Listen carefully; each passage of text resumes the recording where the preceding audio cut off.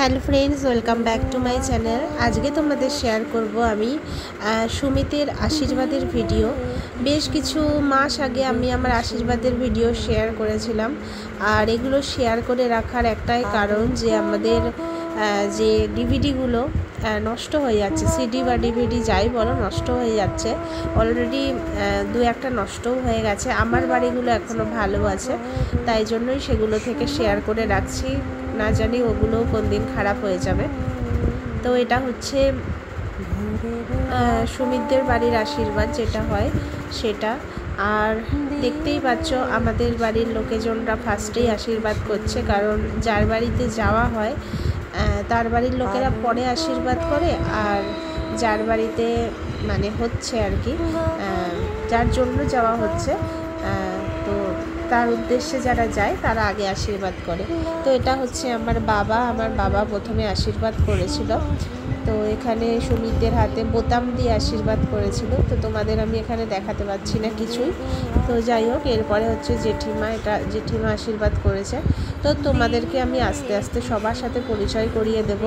আর music ছিল পেছনে, তাই মিউজিকটাকে এখানে বন্ধ করতে হচ্ছে, বুঝতেই পারছো, কারণ না হলে কপিরাইট চলে আসছে। তার জন্য আমাকে ভয়েস দিয়েই তোমাদের সাথে কথা বলতে হবে। তো আমাদের দুজনারই আশীর্বাদ অনেক বড় সড়ো করে হয়েছিল। বেশ অনেক লোক, মানে মোট কথা আত্মীয় স্বজনদের অনেকটাই ছিল, উপস্থিত ছিল। তো এরপরে আমার মা আশীর্বাদ করছে।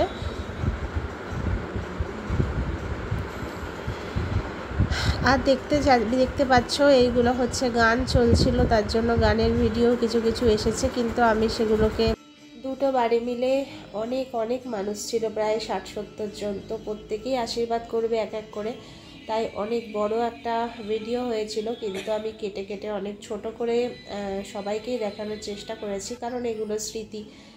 এই সব ভিডিওর মধ্যে অনেক মানুষ আছে যারা কিন্তু বর্তমানে পৃথিবীতে নেই। তো সেই স্মৃতিগুলোকে তুলে রাখার জন্যই এই ভিডিওগুলো করা। তো তোমরা দেখতে থাকো, আশা করছি তোমাদের ভালোই লাগবে।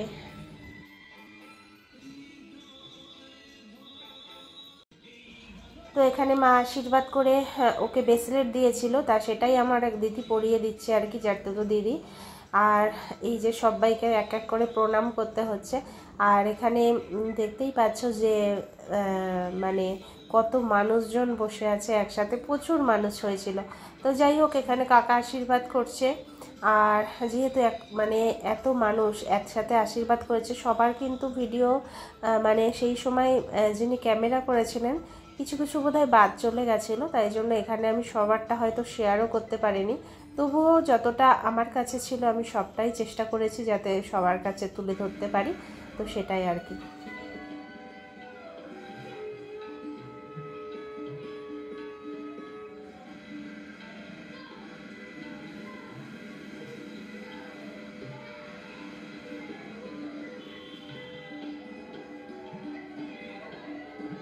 এবার যিনি আশীর্বাদ করছেন উনি হচ্ছে আমার জামাইবাবু। আর জামাইবাবুর ঠিক আমাদের আশীর্বাদের এক মাস কি 2 মাসের মাথাতেই তার বাবা মারা গেছিলেন। তার জন্য আমাদের বিয়ের সময় কিন্তু দেখবে তোমরা, সব ভিডিওই তোমাদের আস্তে আস্তে শেয়ার করব, যে চুলগুলো ছোট ছিল, তার কারণ আমাদের আশীর্বাদের পরপরই মেসোমশাই মারা গেছিলেন। তাই জন্য দিদি আর জামাইবাবু আমার বিয়ের কোনো কাজই ধরতে পারেনি। এই আশীর্বাদ পর্যন্তই তারা লাস্ট সব কিছু মানে থাকতে পেরেছিল, তারপরে জাস্ট উপস্থিত ছিল, কিন্তু কোনো শুভ কাজে যেগুলো হয় সেগুলো কিছুই ধরতে পারেনি। আর জামাইবাবু আশীর্বাদ করে সুমিতকে হার দিয়েছিল।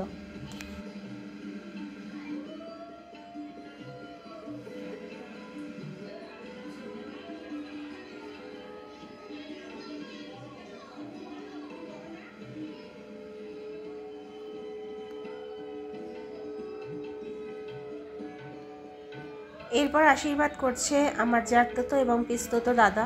তো বললামই যে যেহেতু প্রচুর মানুষ বেশি, তাই এক এক করে আশীর্বাদ করতে গেলে অনেকটা সময় লেগে যাবে, তাই সবাই ডবল ডবল আশীর্বাদ করছে।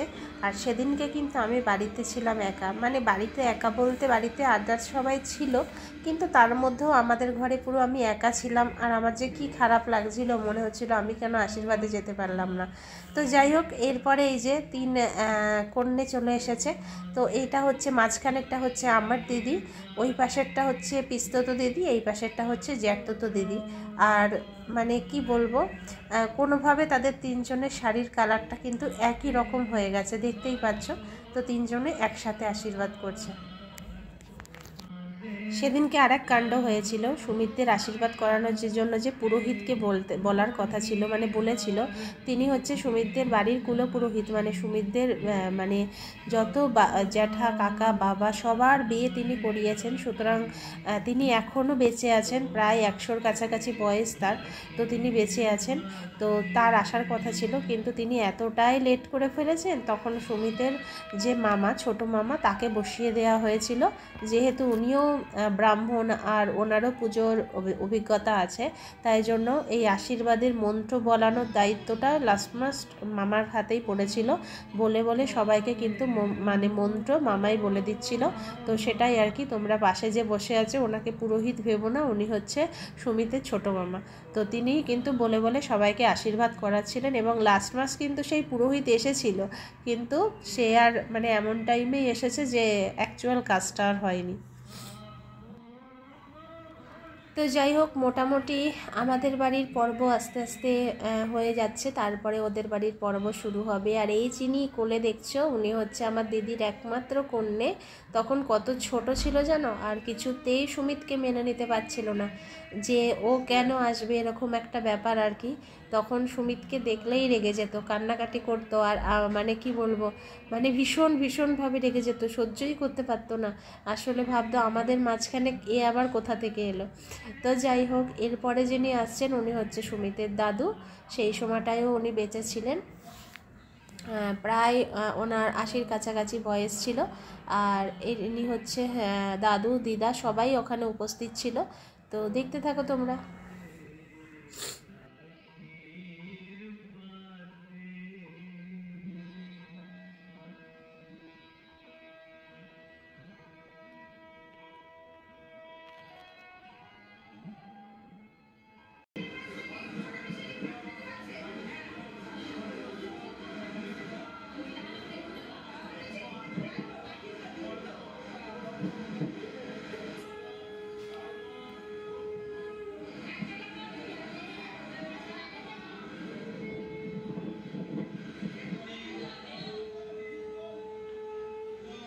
কিছুক্ষণ আগে যিনি আশীর্বাদ করলেন উনি হচ্ছে সুমিতের জেঠিমা, আর ইনি হচ্ছে সুমিতের মা।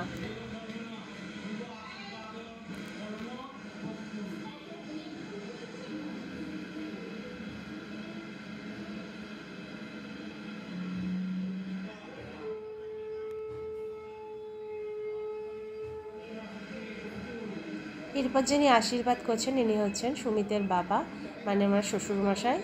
আর এই দিকে দিদির মেয়েকে দেখছো, সে এক কোল থেকে আর এক কোল, আর এক কোল থেকে আর এক কোল, কোথাও গিয়ে কিন্তু মনে কোনো শান্তি নেই। এরপর যিনি আশীর্বাদ করছেন ইনি হচ্ছে সুমিতের বড় মাসি। তো বড় মাসি, তারপরে পাশে হচ্ছে ছোট মাসি, এরপর আর কি ওর মামার বাড়ির দিকের সব লোকজন। এটা হচ্ছে জ্যাঠতো দাদা।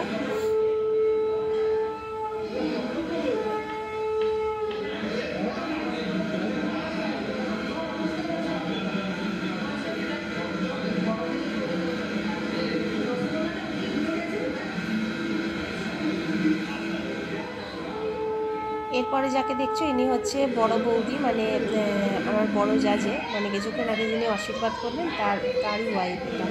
তো এই যে পরপর এইটুকুই আমার কাছে ছিল, এরপরের আশীর্বাদগুলো আর আমার কাছে নেই।